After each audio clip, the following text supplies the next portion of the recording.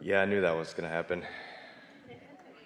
I had a See there? dream a few weeks ago. I had a dream that I was going to get in the hot seat, but I was going to have nothing to talk about. It's not entirely the truth now, but I knew I was going to get here anyways, and I was having visions of seeing myself on the screen and everything, so it works. That's taking a little peek into the vortex. And you also did in your dream what a lot of people do. They take a peek and then they kind of freak out a little bit. You could see yourself there, but then your insecurities got in there too. So apparently you cleared some of those up, because there you were, all bright and shiny. Yeah. I felt bright and shiny. Yep. I felt it. Yep. I knew it. Oh, it's so good. All right, so the core of my question is a big kind of like block that I've been feeling for a while, because I've been listening to you for a while and I'm so on it and I so get it and I'm so with it, but I'm seeing this kind of like discrepancy, because I'm feeling that on one hand, I really know I can focus in the direction of things that I want, and I can see past the place that I am. I can really see the potential of things, but I've seen in myself a tendency to ignore some things that are, and in doing so, try to push them away, which makes them grow. Well, everything you're saying is accurate. In other words, when you try to push anything away, there's no exclusion, so you just make it more. So anytime you try to push something away, you just introduce it in a stronger way into the equation, which causes more resistance. Yes, and it builds and builds and builds. Before you go further, we just want to insert an analogy, an example of something that everyone can relate to rather easily.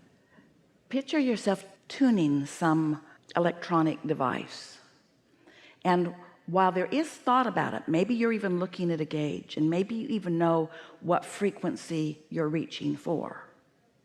So that's the thought. You're trying to find a specific frequency, but isn't the feedback to what you are finding even more important than the deliberate intention of finding it? Do you follow what we're getting at? Yes. We've been saying you create your own reality, and thoughts create, and you get what you think about whether you want it or not. So that's all thought, which makes you get a little worried about your thoughts. We see you thinking and then trying to take the thoughts back before law of attraction gets hold of it. Cancel. Well, we prefer that you understand that it's more like thinking and feeling, thinking and feeling, thinking and noticing, thinking and noticing. It's like any artist, whether they're painting or sculpting or even creating something musically, they are doing the thought thing, but then they are taking the feedback, and from the feedback they are responding with them. Smoother thoughts, more responsive thoughts. Yes? So this applies here, doesn't it? Totally. Yeah, okay. I see that, because like I see when I try to drag, like there's a difference between feeling that and knowing where I'm gonna go. But you see, you know what you're talking about, and this is the perfect time in this conversation for us to have this discussion. You are talking about what we were just talking about what am I under the influence of when I'm doing the thinking, when I'm taking the action. Because sometimes you're aware that it isn't going the way you want it to, and so then you start trying to figure out what to do to improve it, and you never get good answers then. And sometimes you're in the receiving mode, you're just feeling satisfied, and you're moving from the feeling of inspiration. But here's what's tricky for you, and it doesn't need to be. We're going to clear it up right now. You all really want to practice what the receiving mode from this receiving mode feels like, and what the receiving mode from something else feels like. You want to practice what influence you're under. When you feel an emotion, whether it feels good or bad to you, just ask yourself, is this a satisfying feeling or not? And once you figure that out, and that's so easy to do, then if it's a satisfying feeling, then say, I'm in the receiving mode, I think I will proceed. And if it isn't a satisfying feeling, then I'm under the influence of my own doubts, my own fears, my own worries, somebody else's paranoia, somebody else who thinks they know better than me, blah blah blah blah blah. And the reason that this matters, this is the analogy that we've offered for years and we like it so much. Esther remembers being in San Francisco for the first time and seeing those hills that people were actually driving on. She couldn't get it out of her mind. She couldn't believe that she was going to drive up that hill, and she couldn't believe she was going to drive down that hill. It was unlike anything she ever thought anybody should be driving on. And so we said, imagine being stopped at the top of the hill. You can see the bay way down there, way down there. So take your car out of gear, take the parking brake off, put it in neutral, in other words, get behind it and just bump it and see what happens. Just for fun. See what knocking your car forward a few feet will accomplish. Well, it's pretty clear what would happen, but maybe you come to your senses and you think, whoa, whoa, whoa, whoa, whoa. So before it really gets rolling, you just stand out in front of it and you let it bump you, but it stops. Because there was so little momentum, it took very little to stop it. But you wouldn't want to be down there at the bottom at the bay trying to stop that car right before it went in, because it would take you in with it. So momentum is an obvious conversation, but most people don't think about momentum of thoughts. Thoughts, everything. Law of attraction causes momentum in everything, because if you hold a thought for as little, we used to say 17 seconds, now we're saying closer to 16 seconds, it's somewhere in there. If you hold a thought for as little as 16, 17 seconds, 16, 17 seconds, some 16, 17, 16 seconds, if you're holding the thought for that long, another thought like it will join it. And if you now hold that thought, another thought like it will join it, until once you get over a little over a minute of that kind of momentum, now there's enough momentum in law of attraction to affect something that you will notice with your physical senses. It doesn't take much. Now, most people think that that's too short of a time. For a while, when we first started talking about that, people were carrying timers around, and we encouraged them to cut that out. They're trying to hold a thought without contradicting it for a little while. The reason that that seems like an inordinately short period of time to most people is because most people do not hold a thought without contradiction for even 16 seconds. You've got this thought but going on because you've been trained to be so objective, so weighing the pros and the cons and the pluses and the minuses, that you don't really very often deliberately get a thought going. Well, that's why we don't want you to train your thoughts. It'll make you crazy. We want you to care about being satisfied, because that's the response to the thought. And just looking for something that feels satisfying, caring about being satisfied, which is the same thing as saying care about being in the receiving mode, which is the same thing as saying care about being in a vibrational equivalent to everything that you want that's in your vortex and your inner being. Oh, there's power in that. One who's connected to all of that is more powerful than millions who are not. There is so much leverage in your own absence of contradicted energy, and yet almost no one is working at that at all. They just sort of bumble through life and take life as it comes, and when something happens that is not satisfying, would you believe they keep talking about it? They keep talking about it. Keep it going. Do you know something could have happened to you 20 years ago? Remember that thing? And it would not be affecting your now vibration at all. It wouldn't even be in the mix if you weren't talking about it 19 years ago and 18 years ago and 17 years ago and 16 years ago and yesterday. And a lot of reason you talk about it is because you're trying to justify something, maybe, or maybe you're trying to entertain. But the point that we're making is you keep things that weren't satisfying when they happened active in your vibration, and they continue to not be satisfying, and they continue to pile up on you and be the reason that these new fresh things that you just found don't just flow instantly and easily into your experience. Life is supposed to be fun and fast. Yeah. All right, so now yeah, so I get all that, and I can feel when you sat down, you said, I have this big, maybe you used the word block. I did. Yeah. Let's go right there. Okay, so the block is, when is it advantageous to focus on those unsatisfying things that happened? Never. But that's when. But then how do you move them out of your experience? Because like I said, Can't move anything you're looking at. But it sticks to you like glue. So I know that. But it's like, it's almost as if part of my awareness is focused on where I want to be, but part of it just does not let go, and it just like... But we're explaining to you what you're doing that doesn't let it go. You can't look forward and behind you at the same time. Pick one. But how do those things, how do they stay active then? Because I do so much looking The forward. reason that it feels not just difficult, but close to impossible, and others are agreeing with you, what we just told you to do doesn't feel possible because law of attraction keeps bringing it to you. So you have to find a way of focusing in a way that law of attraction doesn't bring it to you, which means you've got to deactivate it. Well, when you decide to deactivate something, guess what you do? You activate it. Yes. So how do you deactivate something? By activating something else. Or reboot. Shut it all down. We are recommending a lobotomy. We are recommending a practiced meditation where you quiet your mind. It might take you a week to get so your mind is really quiet, but when you focus on some sound in a room, can you hear something in this room?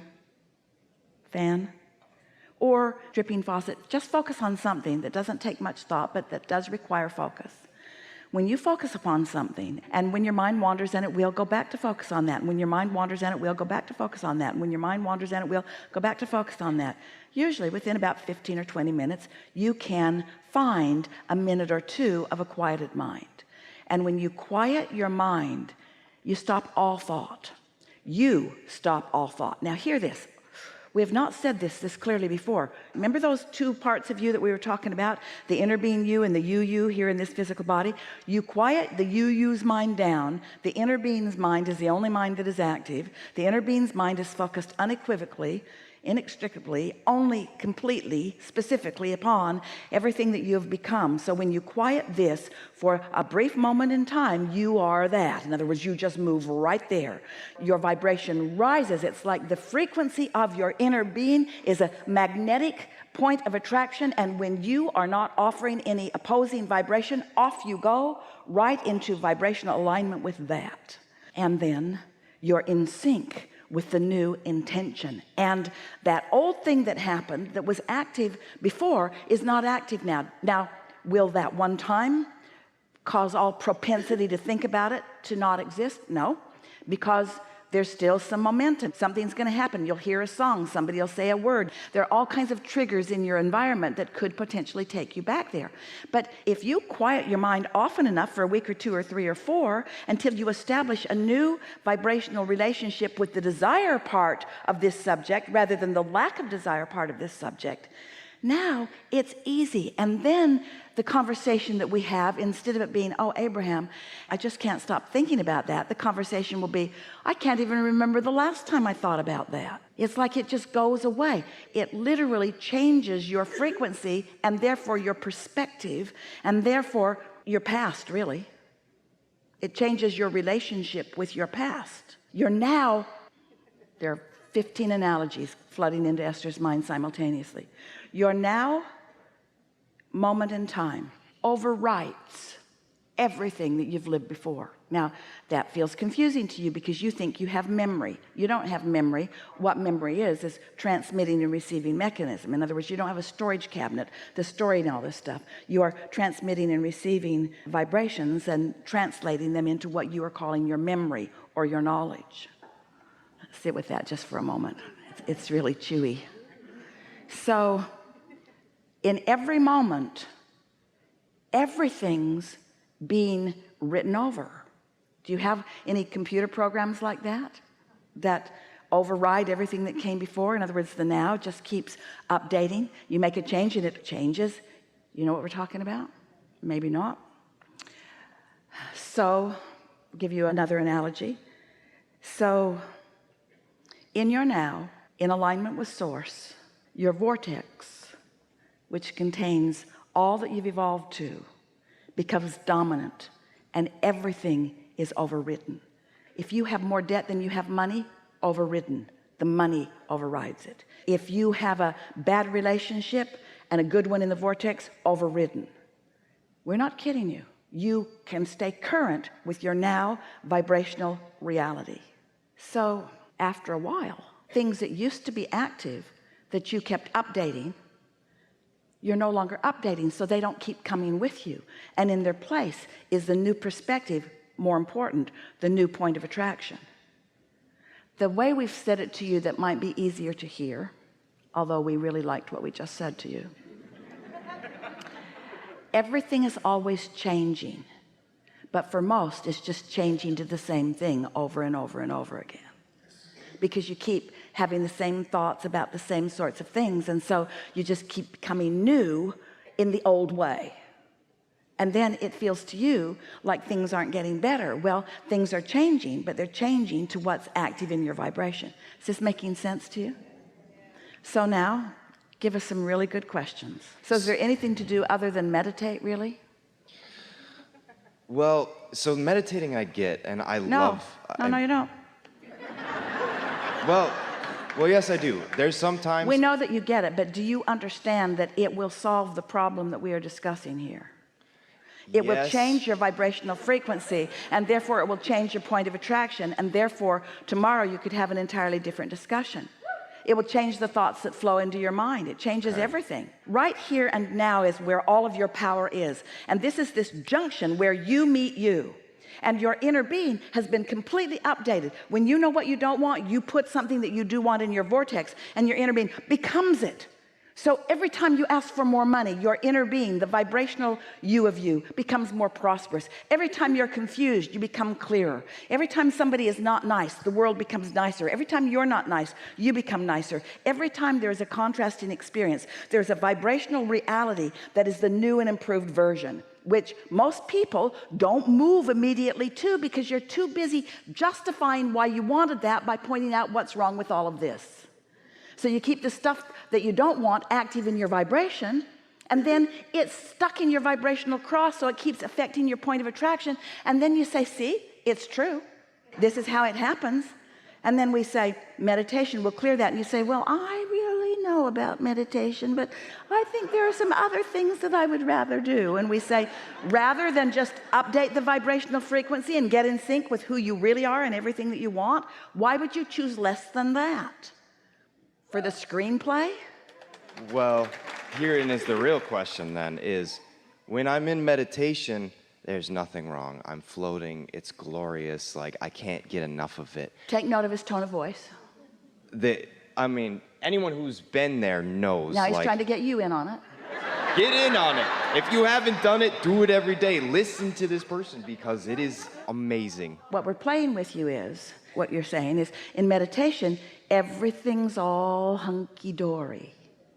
But there was a tone in your voice that was implying a backup statement that says, but my reality hasn't really changed yet. We heard it from a lot of you. Abraham, how can I get my money out of the vortex and into the bank? We get it. In religions, they call it faith. Here, we call it understanding how the laws of the universe work, and understanding that how you feel is where you're going, and that if you can find... Esther's been asking herself 100 times or more every day, is this satisfying? Is that thought satisfying? Is this dream that I just dreamed in the night, is it satisfying? Because that answer to that question indicates to her whether she's under the influence of source or whether she's under the influence of something else. And Esther's at the point now where if the answer is, I'm under the influence of something else, she can change it. And here's why. In the early days, we talked about pivoting. When you know what you don't want, you know what you do want. But momentum and law of attraction don't let that be an easy pivot. Jerry had an analogy where if you're sitting in front of a fireplace and the log spits a spark at you and it gets on your sweater, if you flick it off immediately, nothing happens. But if you don't flick it off immediately, it will burn a hole right into your sweater. So the analogy is, if you are keen to the idea of satisfying thoughts, and you're catching the not satisfying thoughts in the early subtle stages, so that you don't brood about